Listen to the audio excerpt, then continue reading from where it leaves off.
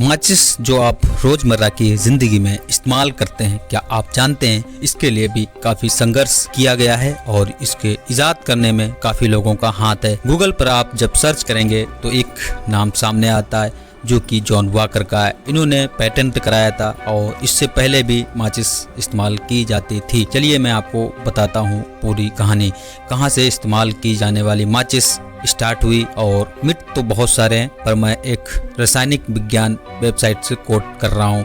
Google पे जो search की जाने वाली चीज़ें सभी सच नहीं होती, कुछ आपको डीप में भी जाना चाहिए। देखिए दोस्तों, आग का जलाना और आग का जलना दोनों अद्भुत है। इस्तेमाल की जाने वाली चीजें, लकड़ी को लकड़ी पर रगड़ कर भी आग जलाई जा सकती है और पत्थर से पत्थर को टकराने से भी आग जलाई जा सकती है, लेकिन अब वो आप नहीं करना चाहेंगे, इसलिए माचिस का आविष्कार हुआ। उसके बाद लाइटर और बहुत सी चीजों का इस्तेमाल हुआ। शुरुआत कहाँ से होती है, चलिए मैं आपको सन 1669 यानी आज से 200 साल पहले या फिर 195 साल पहले, जब हेडनबर्ग नाम का एक वैज्ञानिक, जिसे डॉक्टर क्यूटोनियस के नाम से भी जाना जाता है, ये वैज्ञानिक धातुओं को कई 100 डिग्री तापमान पर गर्म करने के बाद में उसमें सोना ढूंढने का प्रयास किया करता था। उसी दौरान फास्फोरस की खोज हुई। कैसे हुई आइए जानते हैं। उन्होंने अपने यूरिन को यानी अपने पेशाब को एक टब में काफी टाइम तक रखा।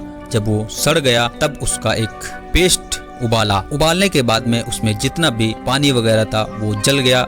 उसके बाद जब उन्होंने देखा तो उसमें एक मोमी सफेद पदार्थ मिला जो अंधेरे में थोड़ा सा चमक रहा था। यही था फास्फोरस। यहीं से शुरुआत होती है फास्फोरस की। तो आइए जानते हैं कि इसे जलाने का प्रयास कब और कैसे किया गया। दोस्तों, हालांकि ब्रांड ने अपनी खोज को गुप्त रखा और किसी को भी कुछ नहीं बताया, लेकिन उन्होंने एक जर्मन रासायनिक क्राफ्ट को बेच दिया। उन्होंने अपने इस फास्फोरस की बहुत चर्चा की और प्रदर्शन किया। यह बात लीक हुई कि ये जो पदार्थ है ये पेशाब से यानी यूरिन से बना हुआ है।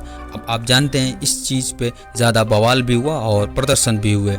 इसे सही करने का यानी शुद्ध करने की कई तरह की कोशिशें की गई और वो सन 1680 रॉबर्ट्स बॉयल नाम के एक वैज्ञानिक ने इसे प्रयोग करना स्टार्ट किया। यहाँ पे उन्होंने एक लकड़ी का टुकड़ा लिया और एक कागज पर वही फास्फोरस की परत चढ़ाई और दूसरे टुकड़े को खींचा। ये करते हुए कागज ने आग पकड़ ली तुरंत ही। तो यहाँ पे अब वक्त आता है 1826 और 1827।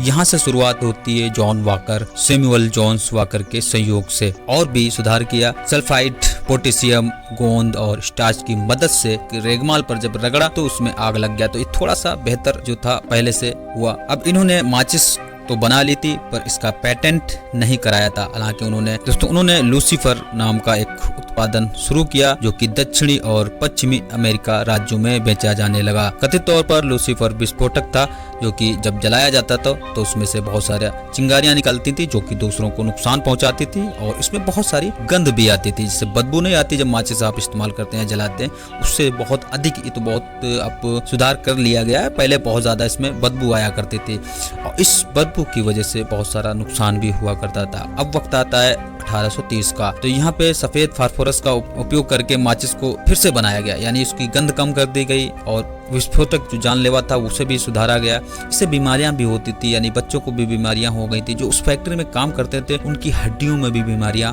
हो गई थी इस फास्फोरस की वजह से। एक डिब्बी में जितना भी फास्फोरस होता था वो एक आदमी की मौत के लिए काफी था, यानी ये खतरनाक था। अब वक्त आता 1892। जूसवा पूसी नाम के इस व्यक्ति ने इस माचिस के ऊपर की तरफ एक परत चढ़ा दी, जिससे कि आजकल आप जैसे देखते हैं माचिस, उसी तरह की माचिस बनाई। अब वक्त आता है 1910 का, जब एक डायमंड मैच कंपनी का इस्तेमाल किया जाता है माचिस को बेचने के लिए।